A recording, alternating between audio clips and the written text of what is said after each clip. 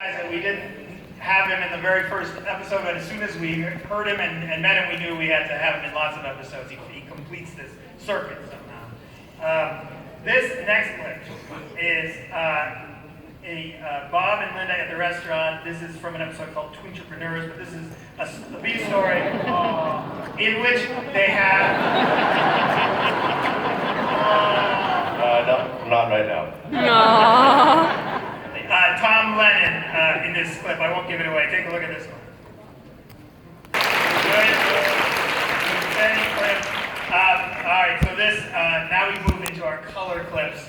These are been colored in and the mouths are moving for those of you that enjoy those things. This is an episode from our Halloween episode. This is a clip from Halloween, Nightmare on Ocean Avenue Street. This is our, just a little reveal of the kids' costumes, which we like to do every Halloween.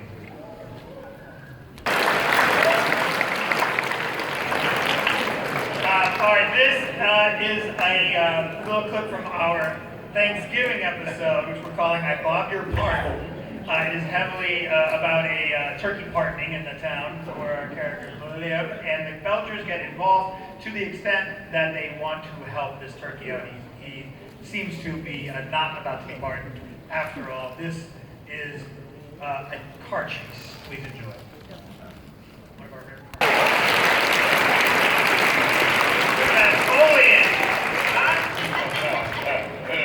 car chases.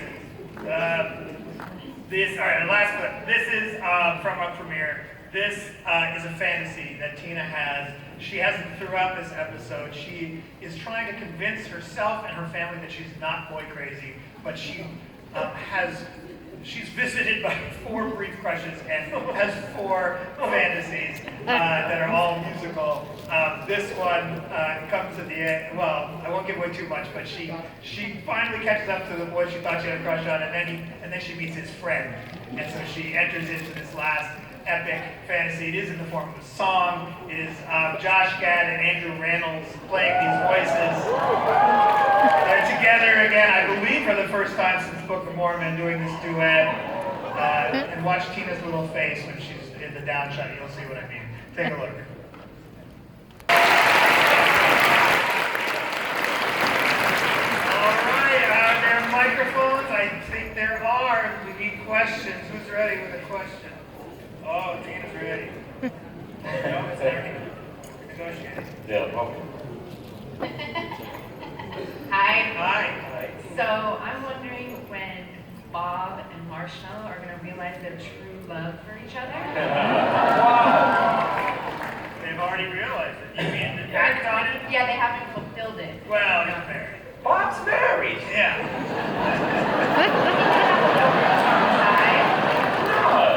Something on the side. Only if Linda gets to watch. Oh. I don't want to do that, yeah. I don't want you to watch. Can I peek? We'll show you a clip. Thank you for the question. Thank you, Dirty Tina. Classy. Who's next? So is there any burger from the show that you wanted to make? Like a meat saya or anything like that? Burger that we wanted to make? I mean, we made the book, and I always liked that one, the fried pickles in it. I really like the I've had that, yeah. burger. Yeah. Yep. So anybody else? Meat is murder. Meat is murder. Meat is murder, everybody. Thank you, sir. Hey guys, so speaking of acceptance, when are you guys going to actually acknowledge Gene's sexual ambiguity? Oh. Well, Gene's 11. So 11 is too early to know that you're gay? No, but it's ambiguity. Yeah. So the ambiguity I think exists. Yeah. It's hard to acknowledge ambiguity. Isn't that the point of ambiguity? It's a real paradox. Yeah, no, we do like keeping it exactly where it is. That's on purpose. There's no reason to rush that child. He's going to be frozen at that age.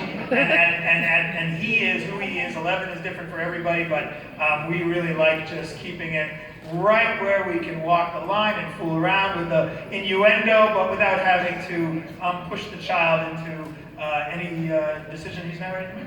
Yeah, let's keep him off Grindr for now. John, you do whatever you want. Thank you. Hi guys, first I just want to say thank you so much. My girlfriend and I laugh at your show every single day, and all the work that you guys put in it really shows, and I think I speak for everybody here, it's incredible, so thank you. Propose! Propose right now! Where is she? Oh, that's amazing, actually, because you were going to say that. I don't know, this is my first Comic-Con, and I don't know how taboo this is, but my girlfriend's back home, and I'm a little unbiased, all you guys are incredible, but John Roberts, she loves you, and dressed as Linda for the last 3 Halloweens, and I wanted to see if I could ask a big favor. I don't know how taboo it is, but if I could just ask you to say hi, Alex Vanderbeeken, for me, really quick. Any chance? That last name's tough. Hi, Alex Vanderbeeken. Thank you so much. I appreciate it. Thank you. Thank you. How's it going, guys? Good, how are you? I'm doing all right. My name's Trevor. I wanted to congratulate you on your continued success. I have a quick question for you. I read somewhere that the original pilot was based around the idea of cannibalism, that the family would be cannibals. And I love that premise, but I also look at it from a writer's standpoint that it's hard to bring humanity into those characters if you start the show on that note. So I'm just wondering, looking back, how do you feel about that decision? I love that decision. The network was really helpful there. I misunderstood. They were. So here's me. It's whatever year that was, 2008, and it's like you got to pitch a show to Fox, and I thought that it needed to be edgy in order to cut through. I just assumed they would want something that really had a hook that would be, I don't know, get people's attention and really demand it. I thought somehow that was the brief. They never said that to me, but I just intuited it incorrectly. I was also coming off working on Adult Swim. We were doing this Lucy Daughter of the Devil, where we're trying to fool around making with this idea that the devil is also a dad, and so murder was in the mix, and the network just called it out. They were like, "You're gonna kill somebody in every episode," and it sounded crazy when they said that. And we did want to have heart, and we did want to have characters who were nice to each other, and so removing the murder was a great call. Thank you. Thank you for doing it. Happy birthday, Angela. Thank you. Hi. Hello. Hi. I think it's really interesting how you use Teddy to showcase a lot of problems. Like he was hung up on his ex-wife. He was traumatized by those Disneyland characters, and he had that order problem. So I'm just kind of curious, what other problems are you going to give Teddy in the future? That's a good question. You probably should take it easy. What's my future look like? Is it rough? Don't tell me, I want to find out. Make me surprised. Poor Teddy. I believe this is another light reprimand from Kristen. She was like, is this town full of lonely men? And we were like, oh yeah, we can keep writing all these middle-aged men with no love in their lives. But it makes it easier to have them hang around a burger restaurant, frankly. It's like, if he was married, he'd be busy. We'll next time we give him a problem, it'll be delightful, and he won't be particularly damaging. He seems to soldier through. He's got a lot of love in his heart, that Teddy. Maybe give him shingles? It's a killer. Cat shingles. I was going to say IBS, but that Hi, what's your question? Hi, I'm super nervous about this, so I'm sorry in advance. But my question is for Kristen. I thought so. I had a hunch. For Mabel Pines, obviously, and Louis Soldier to me, would they be friends, or would it take a while and for her to warm up our mini Billy in that sense? Exactly. Yeah, I think it would take some. No, you know what? Like Mabel's cooler than than, sorry, what was her name? Molly Sanders? Louise. No, Billy, sorry. Mabel's way cooler than Millie, so I think Louise would take to her. I mean, she likes to go on adventures, and so does Louise. I think even Louise is a little boy crazy, like Mabel. So I think they would be friends instantly. Good, awesome. Yeah. Thank you so much. Thank you. We're not awkward at all. No. Hi. Hi. First of all, I just want to say I love you guys. This is one of my favorite shows. My husband and I particularly like listening to all the songs and singing along with them. So my question is for everyone. What is your favorite song from the show? Oh. I have a new one, the Christmas song that we just sang at this year's Christmas episode. Twinkly Lights? Yes, that's a new one. Yeah, that is a good one. It's a good one. I feel like it's the next It hasn't couple. come out yet, though. No, it came out last Christmas. Oh. Anybody else? Favorite song? I would say for me, it toss up between the Snake song and Electric Love. I like that Bad Girl song. Oh yeah, that's a good one.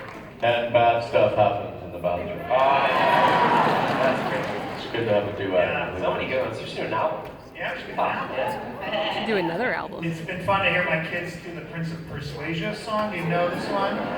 They are taking all the wrong lessons from it. It's really awkward. They're like, force her to make you pancakes in the middle of the night. And I'm like, guys, it's ironic. But anyway. Thank you. Thank you. Hi, I was just wondering what each of your favorite hamburgers are. First, favorite hamburgers from the show or just in real life? Just in general. In real life? Oh, that's refreshing. I can't pass up a cheeseburger. I love a cheeseburger. He is murder. I'm obsessed with Beyond Meat vegetarian burgers. They're so good. I grill them and I put a little coconut cheese on top, and then I shit my I'm pants. sorry. I like to sit in there for a while. But it's a vegan thing. Yeah, we can tell. I'm sitting in it, no. It's really, really bad. Sorry, no. Anybody else favorite burgers? No? I like a bacon pineapple burger. Oh. I do. What else you got? Do you have any new crossover episodes planned? The crossover question. Do we have any new crossover? Crossover with another show. Dimension. Dimension, yeah. We don't have any plans. We do them very carefully and slowly. We've done about 1/4 of one in 8 years. Yeah. What So about you can see where we're at. What was that? That was the home, sort of light home movies crossover where Bob Oh, coaches. okay. We basically, I guess not technically a crossover, it's more of like a shout out. What about a Black Mirror episode? Oh, we're all trapped in a spaceship. Nice outfit. Hey, cool. Yeah. Hey, I'm so excited. John Benjamin, I've loved you in everything from Archer to Bob's Burgers to that really weird jazz album that you published. Thank you. I just wanted to ask, since I'm sure a lot of people don't know what you look like, but you have a very recognizable voice. Have you ever had There any it is. interesting Here I am. interactions? What's that? Have you ever had Dim any the lights. interesting interactions with a fan that recognized you when you started talking to them? Or just like in everyday life? Oh, I don't get recognized for my voice a lot. That's hard to do. But I've been recognized for my face sometimes. And Didn't you tweet the other day, or maybe you just texted that? oh, that's true. That's a good story. Yeah. Yes, I was in an airport yelling at my son. And a gentleman and his wife, like, literally interrupted me screaming at my kid. For, like, really in a bad way. Like, I was making a scene that I shouldn't have been doing, and he wanted to point out that he was a big fan.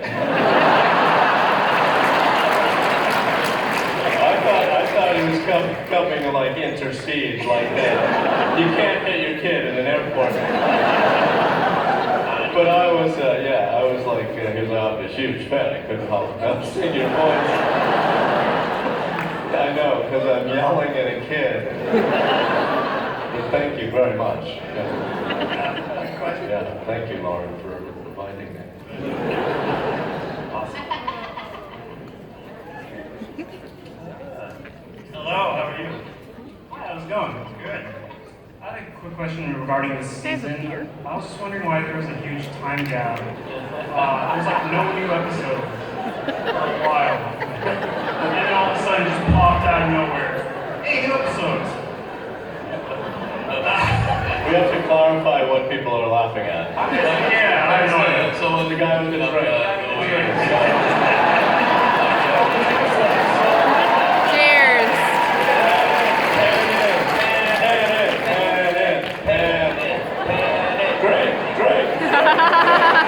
Drink.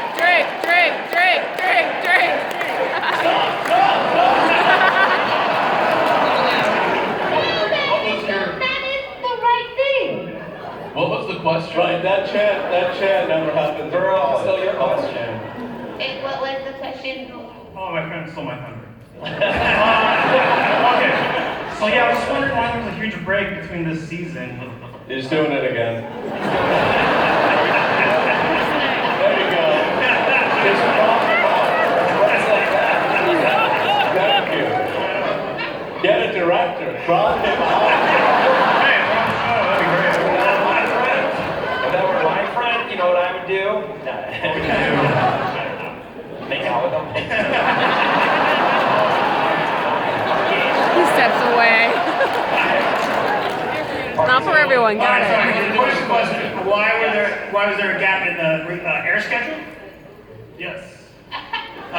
The winter something. Endless sports. Yeah, Constantly endless sports, yeah. creating us. That's correct. Sports, so we need to destroy sports. And once there are no sports, there will only be Bob's Burgers.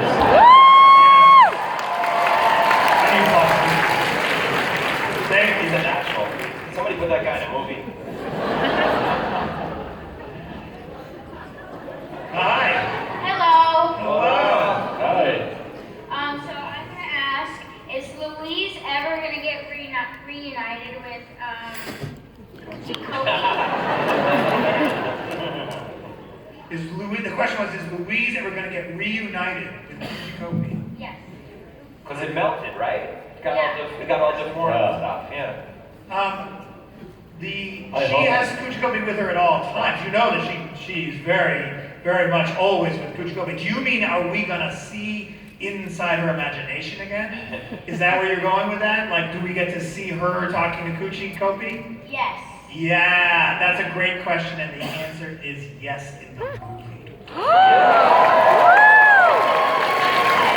You also know, by the way, there is a full-size Kuchikobe sitting in the audience. Kuchikobe, stand up for a second, will you? Yeah!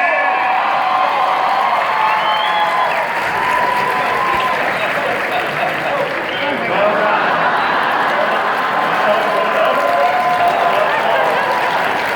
Someone's not getting laid tonight, but Can't stand up twice. Oh, we got another question. Hi, what's your question? Where's Linda's family? Yeah! Where's Linda's family? Where's Linda's She's family? right here with me. We see Gretchen, but everyone else. Like her parents. Oh, There was an episode where Aren't we they in the retirement village in Florida? We visited our mommy. She's in Florida. Not an episode for the whole family. No, it's not. That's not an episode for the whole family. I'm going to say it. No. We have Gail, though, her sister. Yeah, her sister's in town. Yeah. Linda's got a lot of love. Thank you for looking out for Linda. Yeah.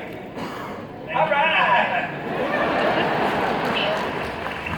I don't think we answered that question well at all. Hi. Hi, Kristen. First of all, I love the unicorn shirt. I'm surprised nobody has noticed or said anything about it. Yeah, but it should have been like the first thing. Right? That's what I thought. Yeah, this morning I told you it looked very nice. Thank you for that. My question is, and I guess you answered it in the beginning when you said comedians you like working with, and Sarah or Laura Silverman weren't mentioned. Easy panelist ideas? We don't like working with them, not. or is it Kristen? You don't like any other females on stage and you? No. But. No, Kristen loves, Kristen does like to be the only one. Hey, you don't have to answer. Yeah, no, please don't talk for her. Wait, what was your, yes, Sarah Silverman and Laura, they play Andy and Ollie as men, so you got that. And then, but what was your question? My question is, why have they never been up on the panel with you guys? Well, first of all, good luck trying to get Sarah. Okay, Laura. Yeah. She would, yes. That's where we were. This is the kind of question we want to be asked. There is no good answer. We mostly have, drag our regulars around when we do Comic-Con and things like that. And sorry, I'm looking at you on the screen. And we want to spread it around. We want to pass the ball a little more. That's a great suggestion. Maybe next year we could get Laura Silverman or Brooke Dillman. Yes. Get some woman up here. Yes. Thank you. Thank you. And look at that! So sad the show didn't get canceled early when people got those tattoos. I know. Here. Yeah, season 2 tattoo people, you look very brave right now, but you were right. First, thank you for sharing your stories with us. They're great. This question is particularly for Kristen Shaw. Most of your characters, with the exception of maybe Mabel from Gravity Falls, are either extremely dry humor, a little cynical, and often very awkward. Where do you get that from? I guess it's me. I don't know. I grew up on a farm. I don't know, where do you get your personality from?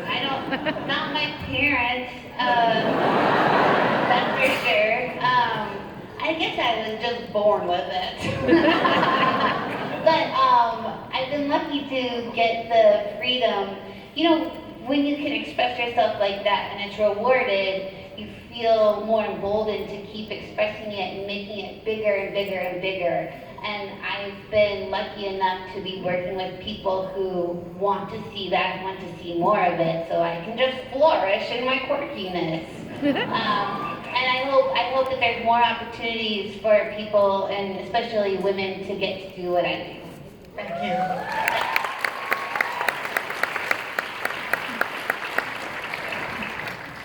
Hi. I have a question for the entire cast. I wanted to know what your guys' favorite holiday episode was. Favorite holiday episode? Dan, you've been quiet. What's your favorite holiday? Yeah, Dan here? Maybe, I like that, candy cane truck. Yeah, Christmas. Christmas in the car. Christmas in the car. Who else? I like Christmas in the car too. And I think this last episode, the last Christmas episode. Bleakening? The Bleakening. That was great. Big black stars. The Halloween ones are also really fun. I love the Valentine's one where they're trying to find, every Valentine's one actually, but the one where they're trying to find Linda's present, right? And they're driving everywhere. Oh yeah. I don't remember. The Rosh Hashanah one was really good, I thought. The music was, Thank you. We have time for one more question. Wait, 3 minutes. Don't we have 3 minutes and 18 seconds?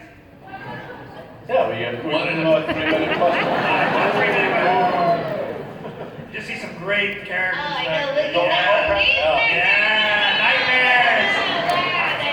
All right, go ahead. I love your show, obviously. And I would argue that you guys do a great deal of good. My favorite line in the entire show is when they're at Big Bob's restaurant and he says to Bob, "You got weird happy kids." So from all the weird happy kids that are and were, thank you for that.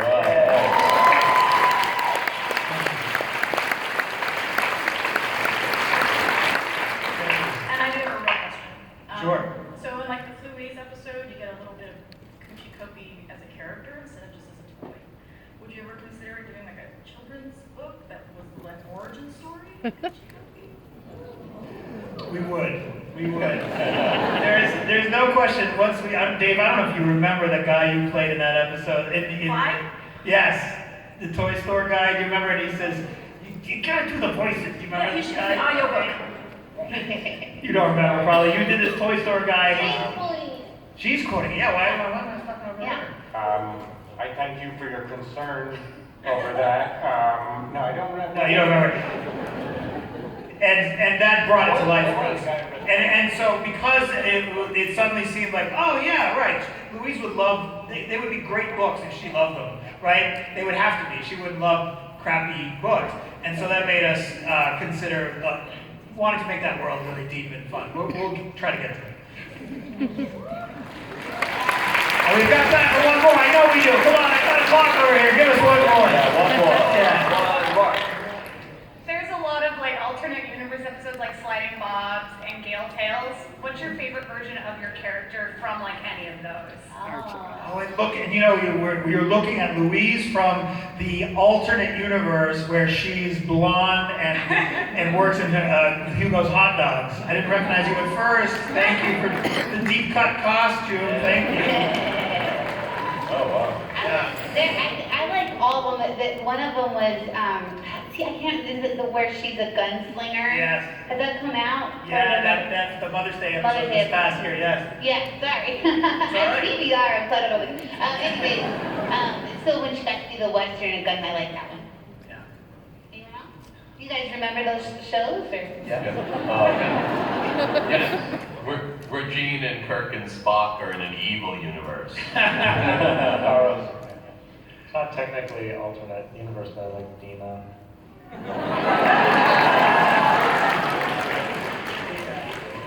Well, people, we love you. We love doing this show. We feel lucky and fortunate to do it, and we are so happy to see you guys every year at Comic-Con. Thank you for coming.